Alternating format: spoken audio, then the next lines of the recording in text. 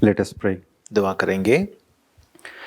Dear loving Heavenly Father, ए हमारे आसमानी प्यारे बाप, thank you, Lord, for another Lord's Day in our lives. हमारी ज़िंदगियों में और एक खुदावंद का दिन देने के लिए शुक्र अदा करते हैं। Thank you, Lord, for thy beloved Son, Lord Jesus Christ, who loved us and gave himself for us. आपके प्यारे बेटा हमारे मुनज्जी यीशुआ को लेकर शुक्र अदा करते हैं, जिन्होंने अपने आप को हमारे वास्ते हवाला कर दिया। Thank you, Lord, for the privilege that you have given us to call thee my Heavenly Father. और आपको ए मेरे आसमानी बाप करके बुलाने का इस्तेखाक जो आपने अता किया है, हम आपका शुक्र अदा करते हैं। Thank you, Lord, for so great a salvation. हमारी नजात बहुत अजीम है, शुक्र अदा करते हैं। Thank you, Lord, for what all you have done in our lives. हमारी ज़िंदगियों में आपने जो कुछ अजाइब व गराइब किए हैं, शुक्र अदा करते हैं। As we are going to enter into worship, और जैसे ही हम इबादत में शामिल होने चाहते हैं, please prepare our hearts to worship you in spirit and in truth. रूह और सच्चाई में आपकी इबादत करने की रहमत और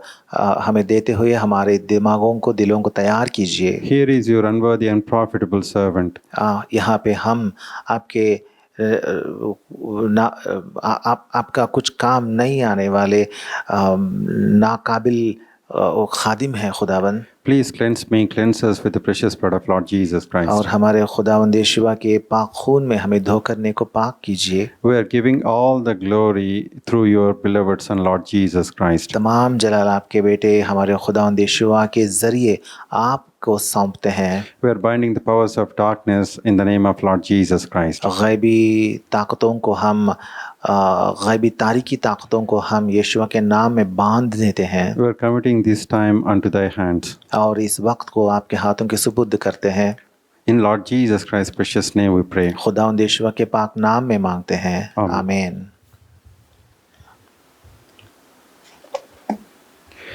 Before we enter into worship, इबादत में शामिल होने से पहले let us read few verses.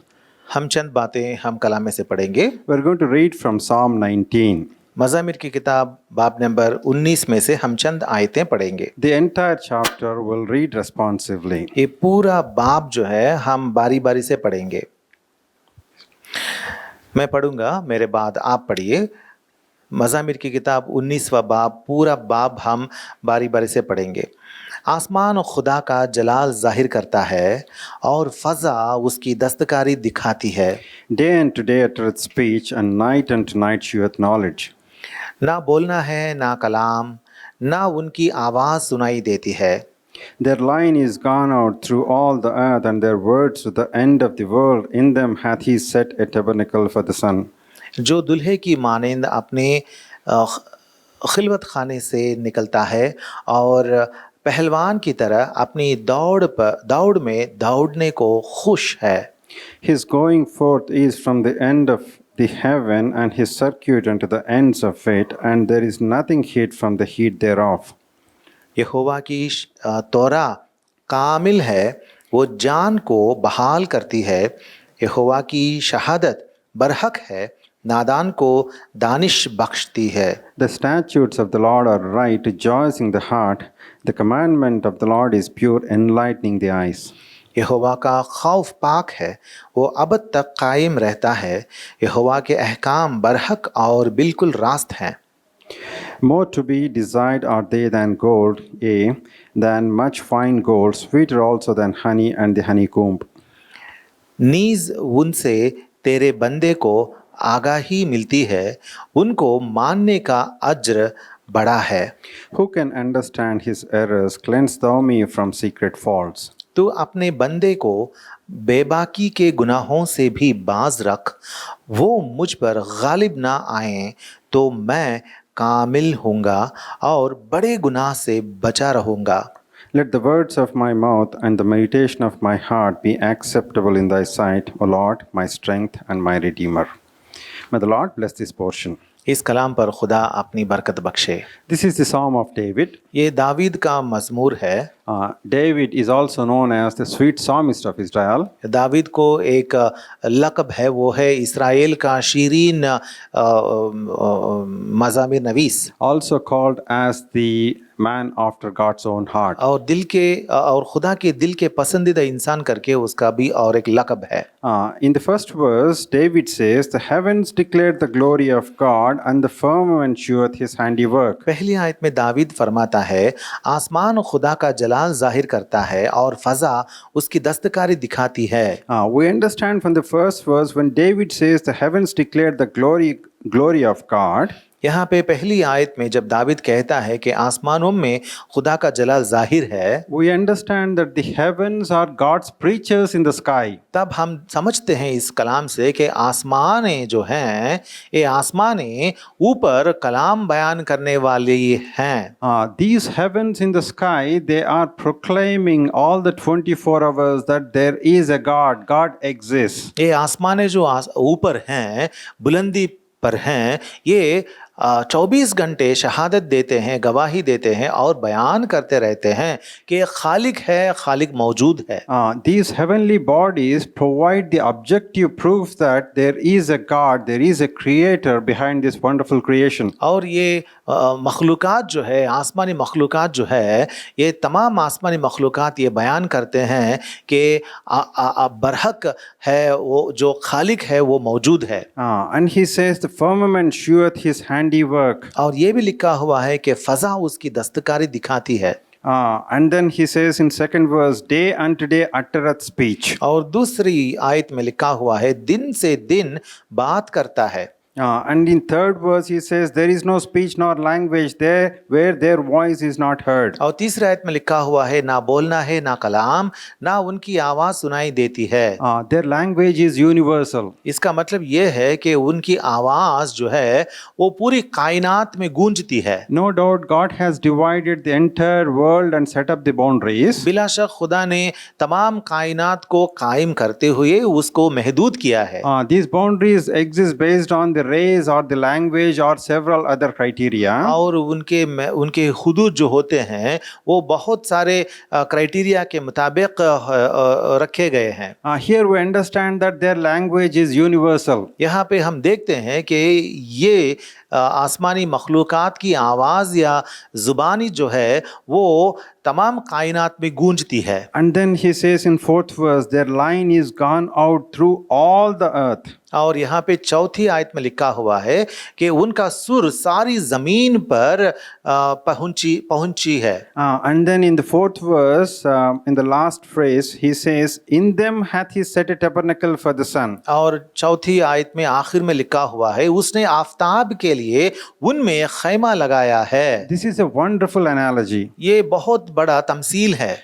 He says he hath set a tabernacle for the sun. उसने आफताब के लिए उनमें खैमा लगाया है। That means God has set up a tent or the tabernacle for the sun. इसका मतलब क्या है कि उसने आसमान में सूरज के लिए या आफताब के लिए एक खैमा या एक डेरा लगाया है।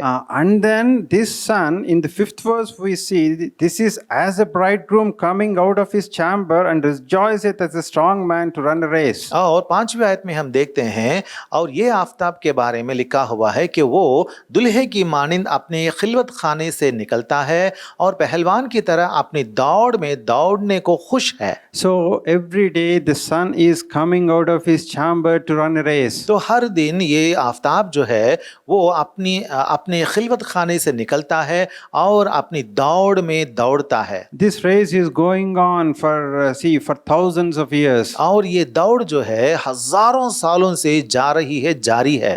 Day and night, month on month, year after year, this race is going on. दिन ब दिन, महीने पर महीने और साल ब साल ये दौड़ जो है चलती आ रही है। And every year, with its all its seasons, see, sun is running its race. और हर साल ये तरह तरह के मौसम लाते हुए ये आफताब दौड़ रहा है।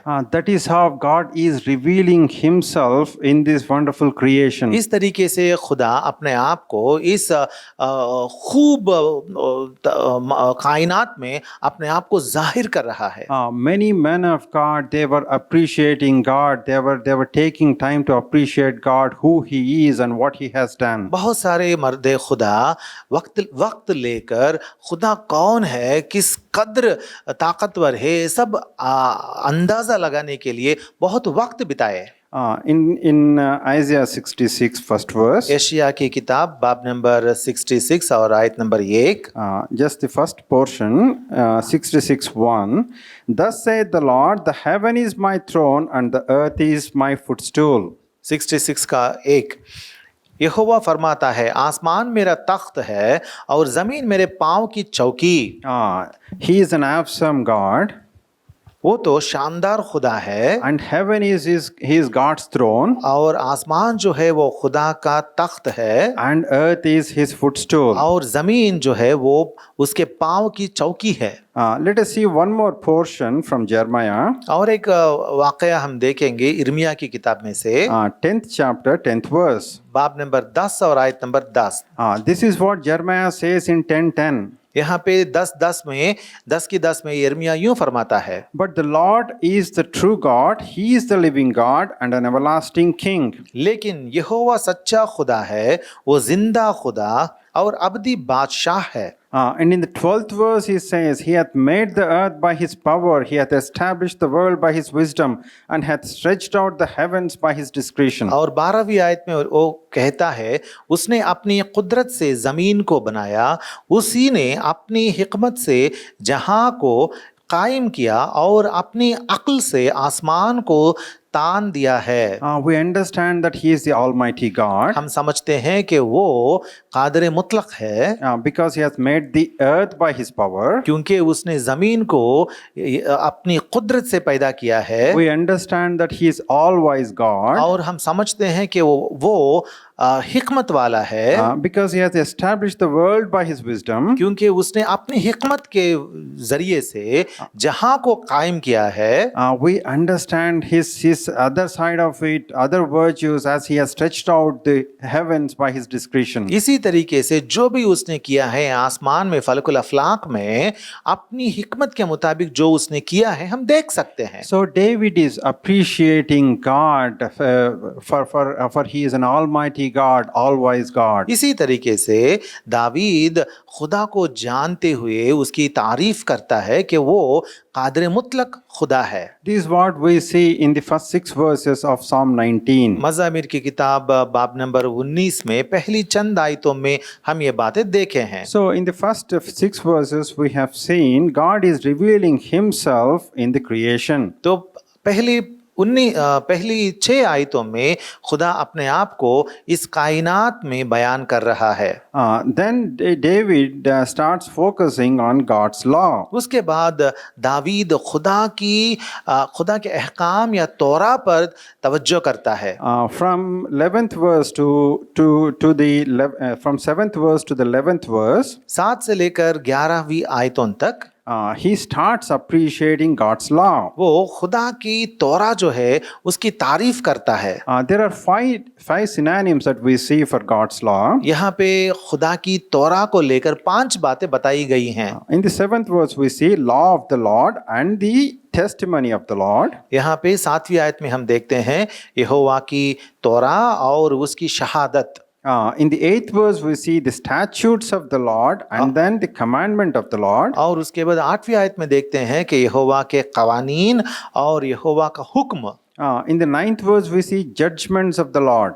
और उसके बाद हम 9वीं आयत में देखते हैं कि यहोवा का खौफ।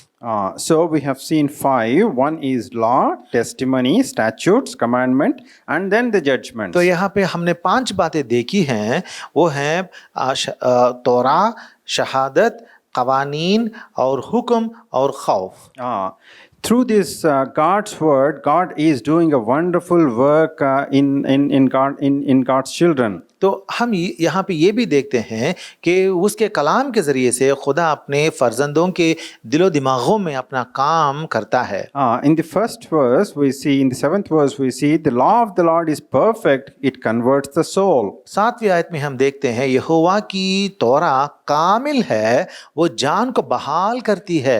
We are convicted by the blessed Holy Spirit through the word of God. खुदा के रूहुल कुद्स के ज़रिए से अपने कलाम से खुदा हमें तब्दील करता है And the word of God rightly divides the soul and the spirit. और खुदा का कलाम रूह और जान को वो तकसीम करता है। It converts or transforms a sinner into a saint. और वो इस तरीके से एक गुनहगार को तब्दील करके एक मोमिन या पाक इंसान बना देता है।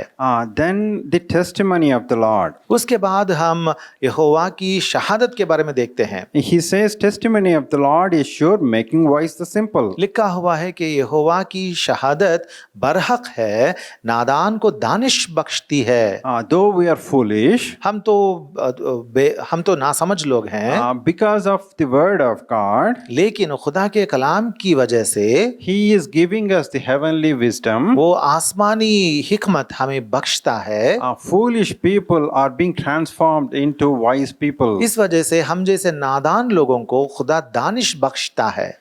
Then in 8th verse he says, the statutes of the Lord are right, rejoicing the heart. उसके बाद 8वीं आयत में कहता है यहोवा के कवानीन रास्त हैं, वो दिल को फरहत पहुंचाते हैं। Joy of the Lord is your strength and my strength. खुदावंद की शादमानी, खुदावंद में शादमानी जो होती है वो आपकी और मेरी ताकत है। As we spend time at His feet every day, हर दिन जब हम उसके कदमों के करीब अपने वक्त बिताते हैं, as we show obedience to revealed word of God, जो बयान हुआ है खुदा का कलाम, उस कलाम के मातहत होते हैं, day by day our joy multiplies. दिन ब दिन हमारी खुशी जो है वो बढ़ती जाती है। And every day there is a visitation from heaven. हर दिन आसमान से खुदा हम पर अपना रहम नाजिल करता है। He is rejoicing your heart and my heart. इस तरीके से आपके दिल को और मेरे दिल को, हम सबों के दिल को फरहत पहुंचाता है। Then the commandment,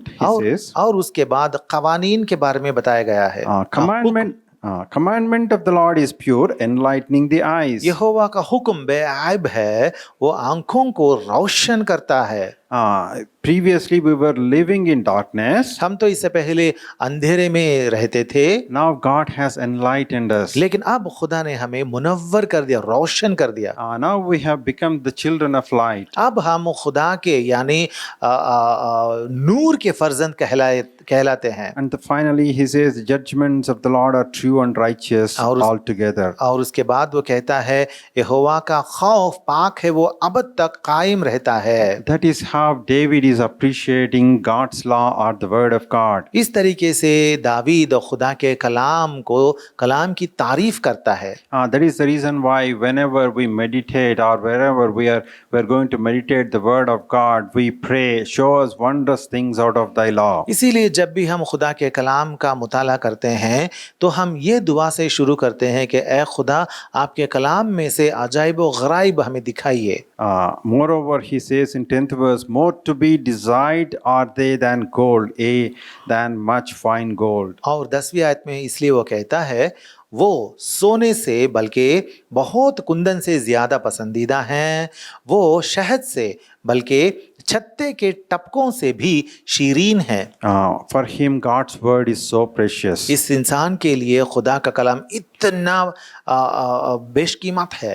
It is sweeter than the honey and the honeycomb. वो शहद से या छत्ते के टपकों से भी वो शीरीन है। That is how David is appreciating God's law. इस तरीके से दावीद खुदा की तौरा जो है उसकी तारीफ करता है। Let us read couple of verses from one more Psalm of David, Psalm 8. अब हम और एक दावीद की मजमूर में से एक चंद आयतें पढ़ेंगे। वो मजमूर है number 8।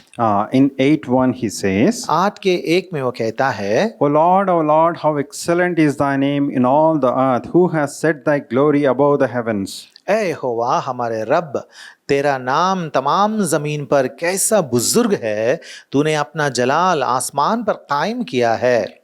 He is wonderstruck, he is appreciating God's name. वो तो अजीब व गरीब खुदा के उस अजीम कामों को देखकर वो खुदा की तारीफ करता है। In 3rd verse he says, when I consider thy heavens, the work of thy fingers, the moon and the stars, which thou hast ordained. जब मैं तीसरे आयत में कहता है, जब मैं तेरे आसमान पर जो तेरी दस्तकारी है और चांद और सितारों पर जिनको तूने मुकर्रर किया गौर करता हूँ. And then he says, what is man that thou art mindful of him, and the son of man that thou visitest him. और उसके बाद चौथी आयत में कहता है, तो फिर इंसान क्या है कि तू उसे याद रखे, और आदमजाद क्या है कि तू उसकी खबर ले. God hath been mindful of us. खुदा हमको याद करते रहता है. In our lowly estate, he has been visiting us. जब हम गमज़दा हो जाते हैं, खुदा हम पर नाजिल होता है, हमारे पास आता है. When we were down, when we were distraught, God had been visiting us. जब हम गमज़दा हो जाते हैं, गमगीन होते हैं, तो खुदा हमारे पास आता है, हम पर अपनी रोशनी डालता है. We were never alone. हम कभी भी अकेले नहीं थे. He is a wonderful Savior. वो हमारे अजीब और अजीम नजात दहिंदा है. This is a wonderful salvation. जो नजात उसने हमें दी है, ये बहुत अजीम है. All this happened because of Lord Jesus Christ, who loved us and gave himself for us. ये सब इसलिए हुआ है क्योंकि हमारे खुदावंद यीशुआ ने हमसे मोहब्बत रखते हुए हमें नजात बख्शी है. This is what Paul says in Galatians 1st chapter. और इन्हीं बातों को पौलुस रसूल ने भी गलातियों की किताब बाब नंबर 1 में दर्ज किया है. 3rd verse and 4th verse. गलातियों की किताब बाब नंबर 1, 3 और तीसरी और चौथी आयतें. खुदा बाप और हमारे खुदावंद यीशुआ मसीह की तरफ से तुम्हें फजल और इत्मीनान हासिल होता रहे. उसी ने हमारे गुनाहों के लिए अपने आप को दे दिया ताकि हमारे खुदा और बाप की तमजीद के मुवाफिक हमें इस मौजूदा ख़राब जहां से खलासी बख्शे. Lord Jesus Christ gave himself for our sins. हमारे खुदावंद यीशुआ हमारे गुनाहों से छुड़ाने के लिए इस दुनिया में आए. He was the perfect Lamb of God. वो खुदा का कामिल बर्रा था. His sacrifice of himself was a perfect sacrifice to redeem us from our sins. उसने अपने आप को सलीब पर हमारे वास्ते दे दिए और वो हमारे तमाम गुनाहों से हमें बचाने का मुकम्मल कुर्बानी थी. When we are all lost in this world, जब हम सब इस दुनिया में खुदा से दूर हो चुके थे, भटक गए थे, and we could not redeem ourselves, और जब हम अपने आप को खलासी दे नहीं सकते थे, this wonderful shepherd sought us and he searched us. ये अजीम चरवाहा जो है हमारे पीछे आते हुए हमें ढूंढ कर हमें बचाया है. And we are restored unto the heavenly Father. और आसमानी बाप के करीब हमें उसने फिर से बहाल कर दिया है. We are cleansed with the precious blood of Lord Jesus Christ. खुदावंद यीशुआ के जरिए से हम उसके खून में धुल करने को पाक बन गए. So coming back to Psalm 19, तो हम फिर वापस आएंगे 19वां मज़ामीर के पास. David was appreciating God in his creation. यहाँ पे दावीद खुदा की दस्तकारी को देखते हुए वो खुदा की तारीफ कर रहा है.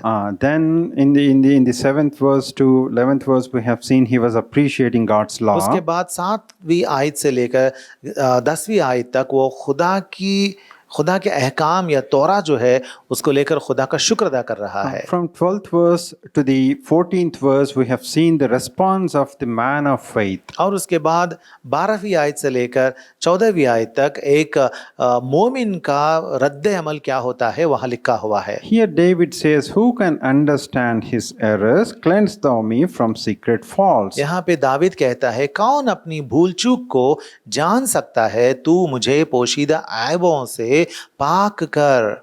This man of God, man after God's own heart says, cleanse thou me from secret faults. ये इंसान जो खुदा के दिल के करीब है वो कहता है, तू मुझे पोशीदा ऐबों से पाक कर.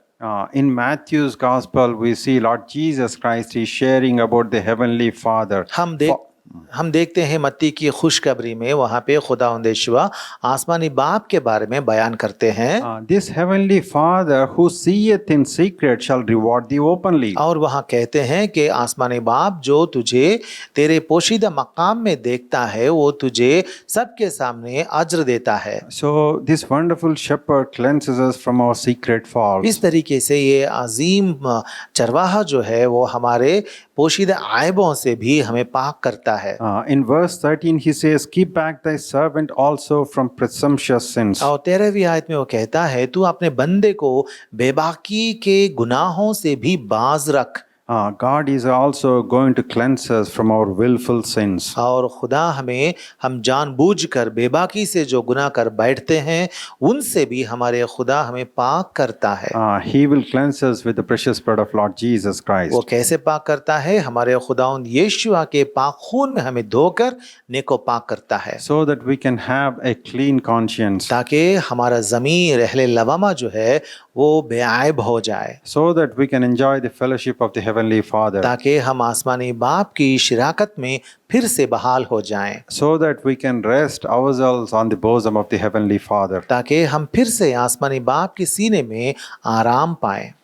Then in verse 14 he says, और उसके बाद 14वीं आयत में वो कहता है, Let the words of my mouth and the meditation of my heart be acceptable in thy sight, O Lord, my strength and my redeemer. मेरे मुंह का कलाम और मेरे दिल का ख्याल तेरे हुजूर मकबूल ठहरे, ए यहोवा, ए मेरी चट्टान और मेरे फिदिया देने वाले। This was David's prayer and this was what he was exercising in his life. ये दावीद की दुआ है और अपनी जिंदगी में वो इसी पर अमल करते रहता है। Words of my mouth and meditation of my heart be acceptable in thy sight. वो क्या कहता है? मेरे मुंह का कलाम और मेरे दिल का ख्याल तेरे हुजूर मकबूल ठहरे। He wanted God to accept him. वो चाहता है कि खुदा उसे मकबूल ठहराए।